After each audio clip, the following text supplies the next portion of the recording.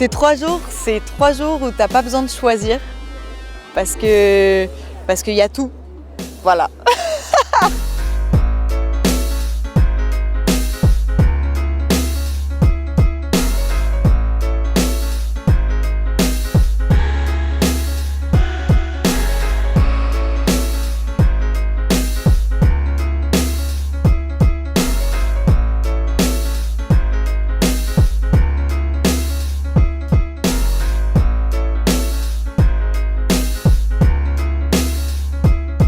J'ai senti beaucoup de joie, beaucoup de sérieux, mais aussi beaucoup de légèreté, beaucoup de danse en fait, ça bouge. Il y a quelque chose qui bouge.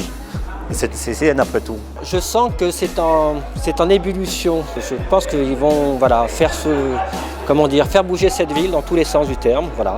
Déjà, physiquement, le lieu a changé, puisque c'est un lieu maintenant où il y a de la transparence, de l'ouverture. Il y a tout un accueil différent qui est fait. Pour nous, c'est concrètement, voilà, on est là, on est à Rennes, on est arrivé, on existe, on est visible et on est là pour les 4 prochaines années. Et on est prêt à partager tout ce qu'il est nécessaire d'échanger pour vivre avec les Rennais et plus largement le territoire, la Bretagne, les danseurs et tous ceux qui voudront nous rejoindre, une aventure très très forte.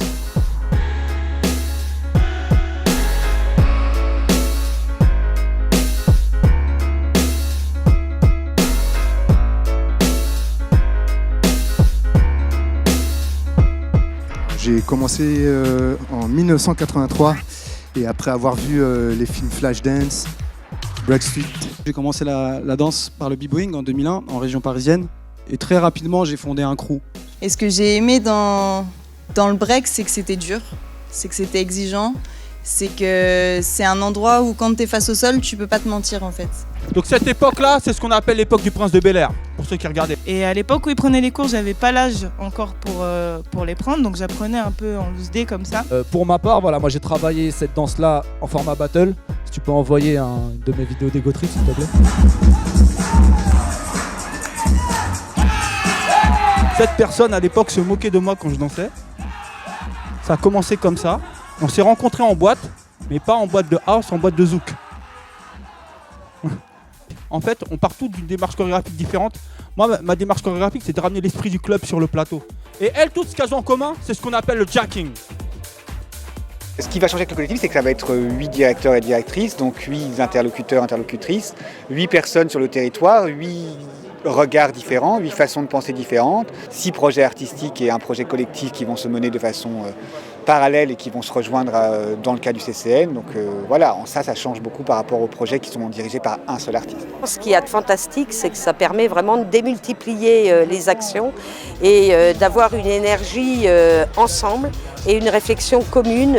On est toujours plus intelligent quand on est plusieurs que quand on est tout seul.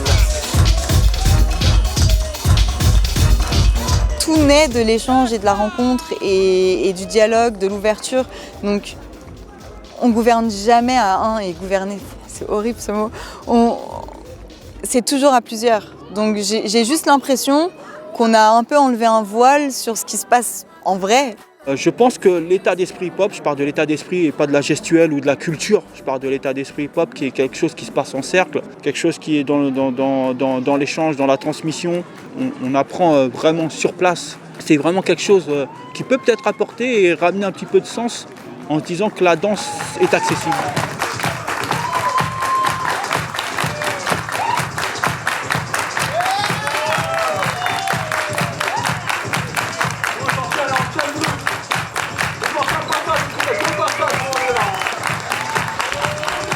On amène de la diversité, on amène de l'envie, on amène du partage. En fait, on veut juste montrer dans cette expérimentation qu'il est possible de la mener justement dans le cadre d'un label et qu'on peut, en étant à la marge, continuer à être aussi au centre. Et ce qui nous intéresse, c'est d'être aux 2 endroits en simultané presque, d'être dans un mouvement qui nous permette à la fois de relier l'underground, qui est vraiment l'ADN artistique du collectif, et on va dire la partie plus institutionnelle, entre guillemets, de aujourd'hui le réseau professionnel de la danse. Déjà, j'investis des lieux que j'avais jamais investis à Rennes, par exemple le garage.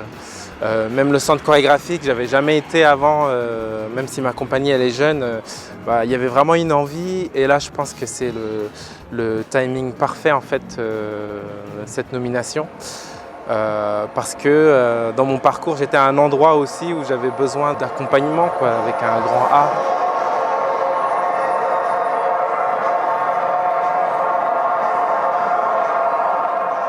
Tout n'était pas rodé à 100% et je pense que c'est ça. Il y a encore une réflexion, c'est des propositions, on est dans des propositions. On n'est pas encore dans quelque chose qui est figé. Et c'est là où il y a de l'espace pour la vie, pour la respiration. Et je pense aussi pour l'équipe déjà existante du CCN à pouvoir s'impliquer.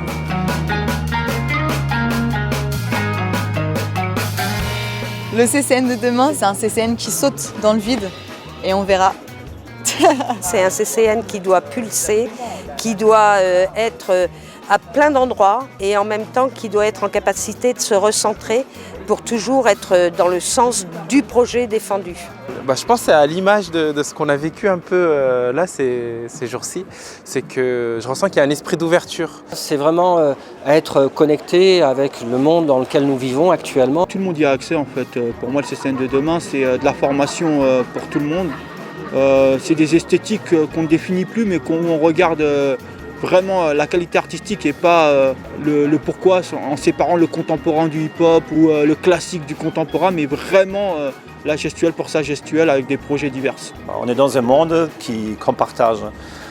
Et je pense qu'un CCN de demain, ça serait un CC, une CCU peut-être, un centre chorégraphique universel.